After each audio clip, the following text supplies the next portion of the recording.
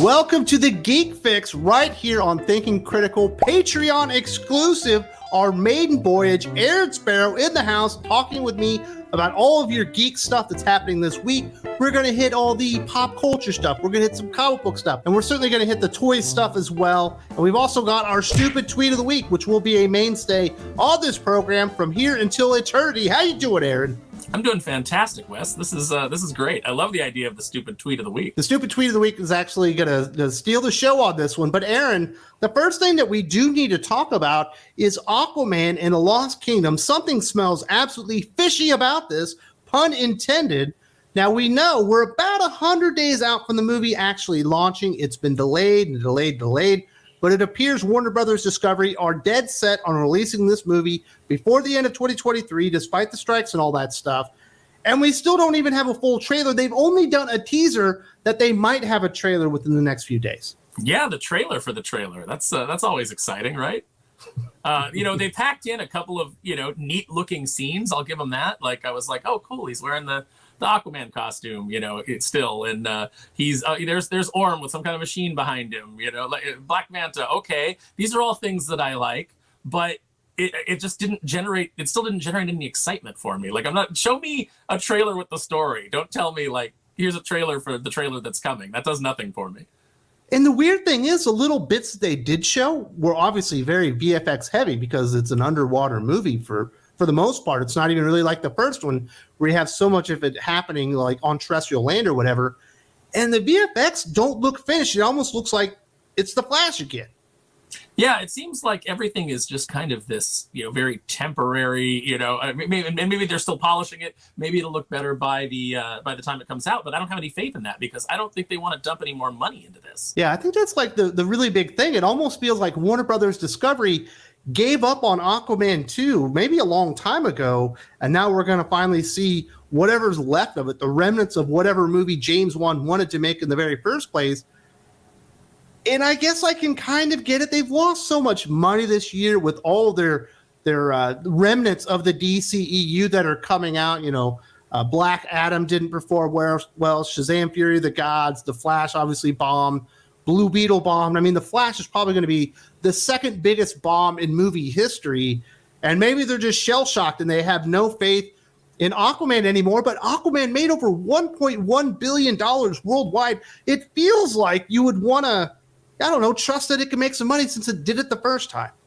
It's interesting because we're in a year where we're potentially going to see two movies whose first installment made over $1 billion and their second installment flops. The Marvels is going to flop, obviously, and Aquaman may flop. I was thinking the other night, like, what if it makes over $1 billion again? Because nobody expected the first one to make over $1 billion, and it did it. So what if it does? What if it's the one bright spot in DC's miserable slate this year? But I just don't see how it can. I think people are tired of it. I think people are checked out of the DCU.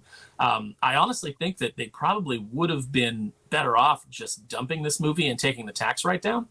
It seems like they, that was a pretty good move for them on a lot of projects, and maybe they should have done it on more. They should have done it on The Flash.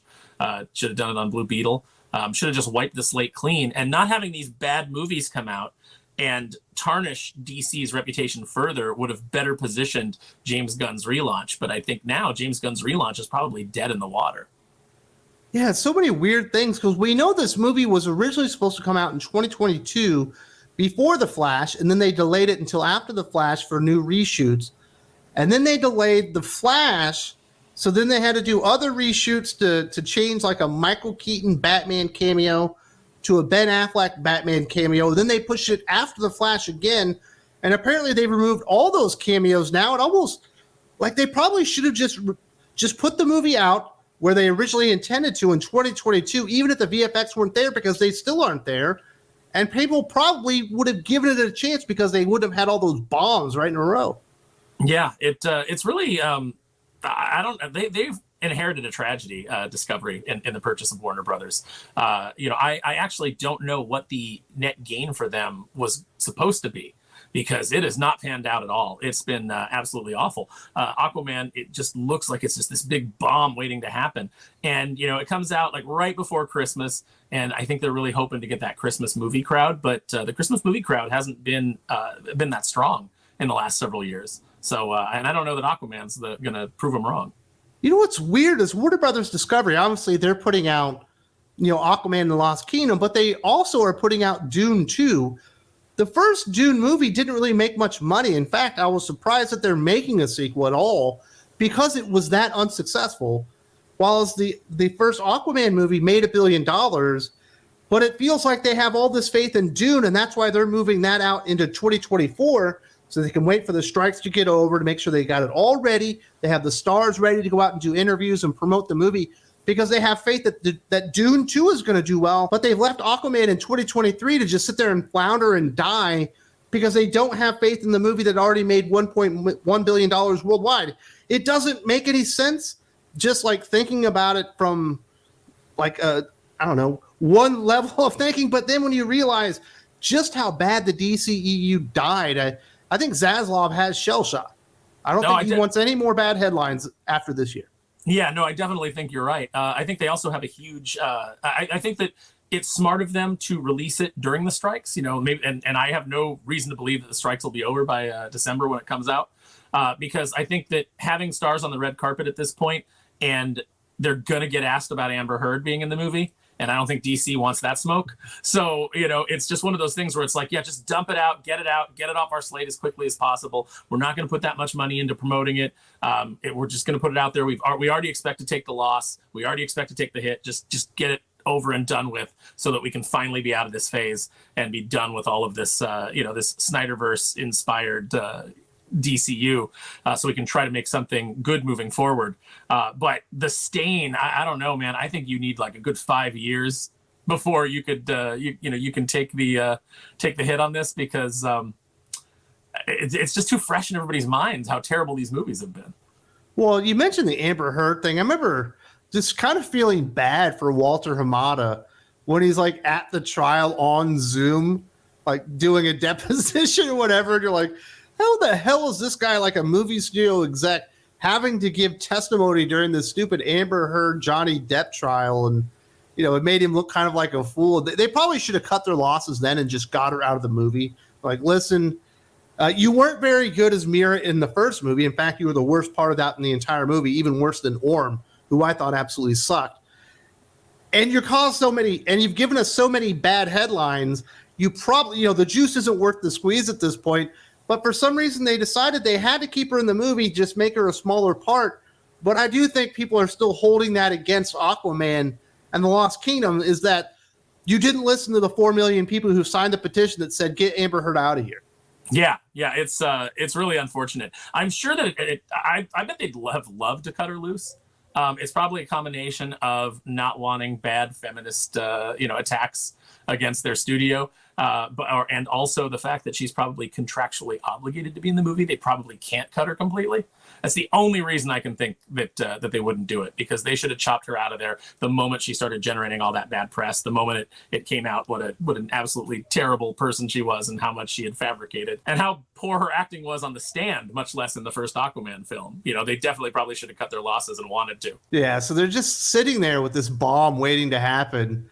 And, I'm not looking forward to it. I don't want to see every DC character that makes a movie just like blow up in their faces outside of Batman or Batman-related characters. Aquaman's not my favorite hero. I certainly like Green Lantern and Flash and Superman and probably even Wonder Woman more than Aquaman. But, it feels like there's just nothing for them anymore at the box office. What would they even have to do with this first trailer to make people even give a shit anymore? I don't know, because the bloom is off the rose as far as VFX goes. Even if you had like really amazing visuals, we're at the point now where CGI is so prevalent in every film that we've pretty much seen it all. There's not a lot you can show us anymore. There's not a lot that these VFX artists can come up with that's going to dazzle us, because we've seen basically every world that we possibly can now.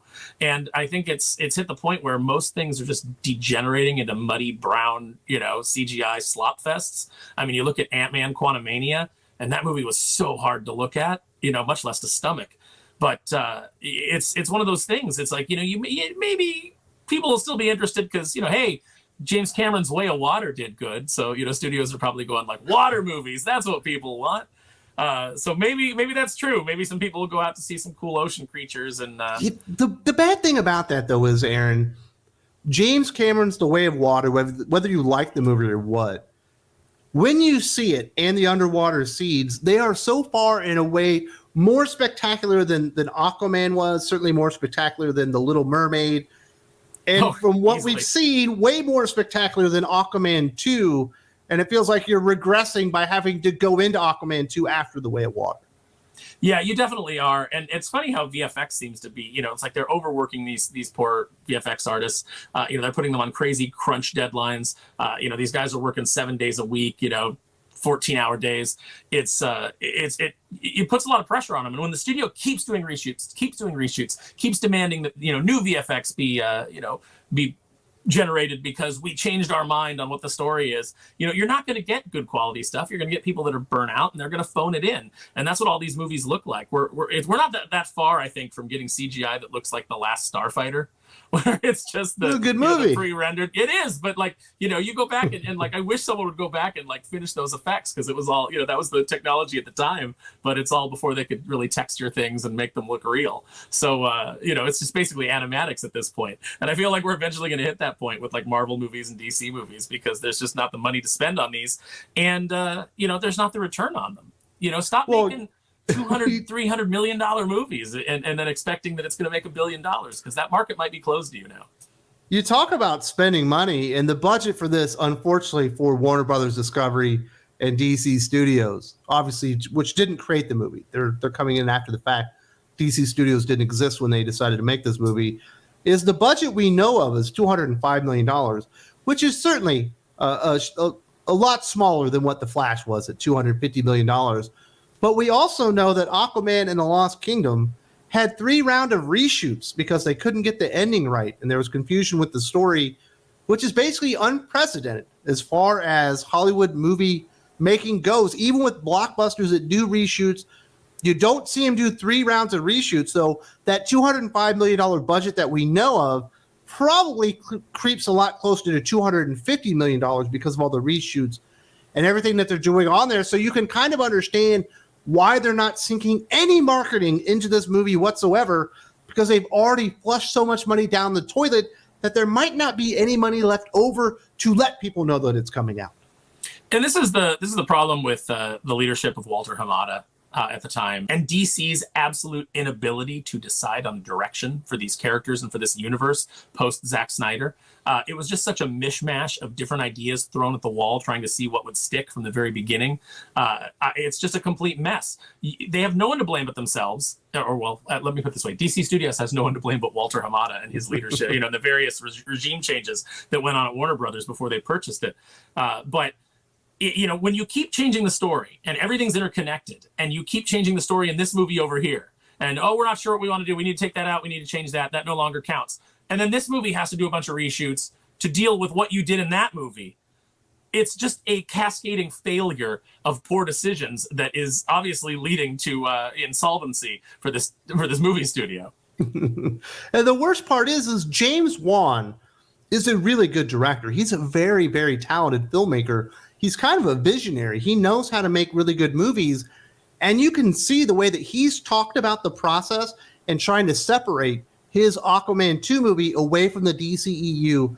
Even though we just saw Aquaman in the Flash movie, he's trying to say they're not connected whatsoever. And he's talked about, I've had to change this movie as far as the story that we're telling and the way that it connects to anything multiple times. And you can see that it's changed his vision for what the story and the film that he was trying to make multiple times. And if they keep doing that, if you keep frustrating your filmmakers, especially your really talented ones, eventually they're going to stop making movies for you. Yeah, no, it's absolutely true. And I feel like James Wan is a guy, whether you love his movies or you're indifferent to them or you don't like them, he's a guy who goes in with a vision of what it is he wants to do. And so when you have to deal with all this studio indecision and studio meddling and them telling you, oh, you need to change this now because we changed this in this other movie, that's going to drive you nuts as a creator. It's one of the reasons I've never wanted to work in the big two main continuity of Marvel Comics, because I know at some point the story that I'm trying to tell is going to get hijacked so that we can do like Night Terrors for 2 months. And it's, just going to turn out to be absolute garbage, and it's going to, destroy everything that I'm trying to build.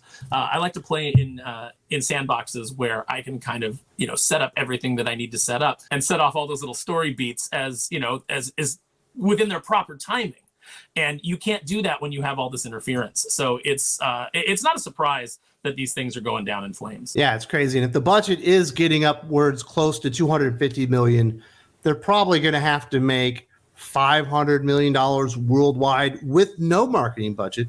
And there is going to be a trailer. There is going to be some marketing. It probably needs to make closer to like 700, 800 million just to break even. And you have to keep in mind, when you look at the domestic numbers of Aquaman, it's not really all that impressive. It didn't make a whole lot of money in the US. It made almost all of its money overseas, a vast majority, specifically in Asia. And once you start relying on overseas box office to make up for the domestic box office that maybe wasn't so hot, you actually have to make more money just to break even. And I wouldn't be surprised if we do get a bigger number on this than we've seen from the other DCEU movies, something over $500-600 million really bumped up from the Asian audiences, because they do tend to respond to movies with lots of water scenes. You look at Avatar: The Way of Water, and look at the Aquaman movie and all that kind of stuff. But I don't believe they're ever going to be able to make up like the losses that they're going to get domestically. And this is going to be another bomb. They're probably going to lose another $100 million. Yeah. And how long can you keep doing that? It's really interesting. We're seeing it with Warner Brothers. We're seeing it with Disney. They just keep having flop after flop after flop. And Warner Brothers is not nearly as diversified as Disney. Now, granted, we could have a whole other discussion about all the things at Disney that are failing, and we have on more than one occasion.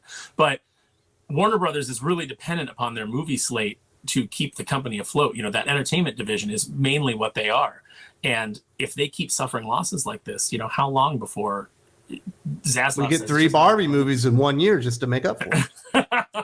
But I think that, honestly, I don't think a Barbie 2 does as well as a Barbie 1. I think that it was a singular phenomenon. And maybe I'm wrong, but I think that it was a singular phenomenon. And, another movie will do well, but I don't think that that's a well that you can keep going to. Very interesting stuff. Like I said, something just smells really bad about Aquaman 2. We shall see how it plays out. And I do want to say thank you very much for Aaron for joining me today. Yeah, absolutely. Always happy to talk about this stuff, especially watching Hollywood burn. If you're at the end of the video and you're like, Wes, this was absolutely amazing, I could use at least another hour and a half, maybe 2 hours more of you and Aaron talking about geek stuff, pop culture, comics, and all types of stuff like that, you are in luck. This is the maiden voyage of the Geek Fix Patreon exclusive podcast that I've got. It is going to be behind a paywall, but this week, and this week only, it will not be behind a paywall. In fact, there's a link in the video description if you want to listen to the entire podcast for free and perhaps consider coming over to Patreon and backing the channel. I'm going to have over 6 hours of brand new exclusive content every single week on Patreon. I'm going to have another podcast with Jim from Weird Science talking about the very best and worst comic books of the week. I'm also going to have another podcast with Doc doing a Q&A session where Patreon supporters reach out to us, tell us what they want us to talk about. We answer your questions. That's also going to be another hour and a half to 2 hours. Lots of great stuff on there. I will also have the very first episodes of those 2 podcasts for free on Patreon. You just have to go to the site and check it out. Just make sure you're watching the community tab on the YouTube channel, and I will post the links on there when they are available for you guys to go check out. And I do hope you do consider supporting us on Patreon and our other new platforms, TikTok, Instagram, Facebook. We're really expanding, and I really appreciate this. And hopefully you come back for more. Aaron and Wes.